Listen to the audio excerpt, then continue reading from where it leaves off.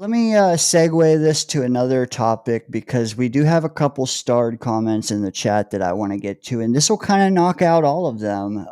Let me just throw them up real quick and then ask my question. I have Matthew here that suggests that we trade up for Ward. Yeah, JD, he says, do you guys think we are going to trade up? I hope we don't, but can see it happening.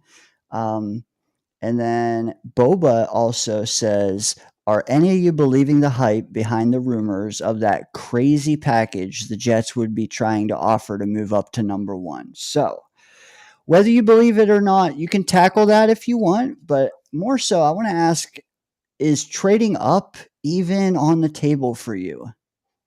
No, it's a catastrophic thing to do. It would have to be that, and there's no way to know this, so it means there's no way I would do it.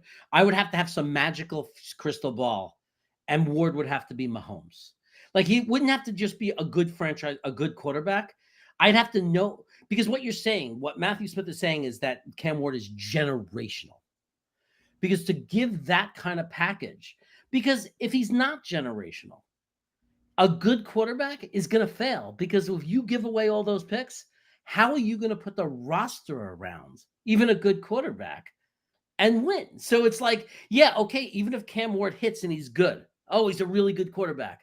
Okay, but we have no first round pick, we have no second round pick. We're going to have holes in the roster. We're going to have we're going to have $1 million off the garbage heap players in starting positions all over our team, because we're not going to have the resources to allocate to fill in all the spots, because we're missing all of our draft picks.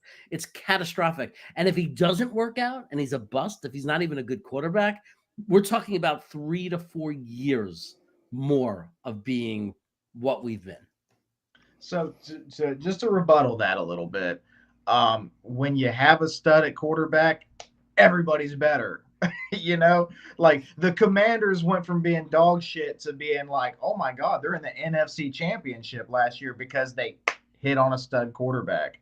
So I get what you're saying, and I agree. Like, I think that deal, the one that was outlined, is about a second round pick too rich for my blood.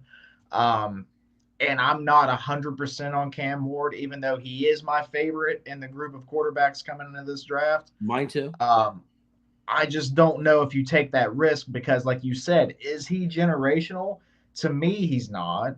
Well, I think he's got all the talent in the world, but there's a lot of other little things that I don't care about. I don't care for about him, and so I don't know, man. I just think that that deal was too rich. Can we afford it in the situation that we're in now? Probably not. But then again, the Rams didn't have a first or second round pick for like 3 years, and they were nailing on those third and fourth round picks, and they went to a Super Bowl, and they still have a stud team. So I don't know. But it's hard to rely on outliers, right? That's an outlier. The Rams are an outlier, and they've done it for years, right? Why can't we be an outlier? Right. We simply don't have that history, and and so the other thing is what you just said, right? Like, Ward is my number one in this year's draft too.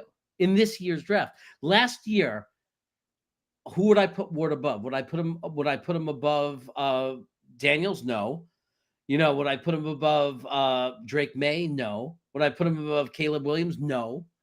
Would I put him above JJ McCarthy? No. I wouldn't put Ward over Penix.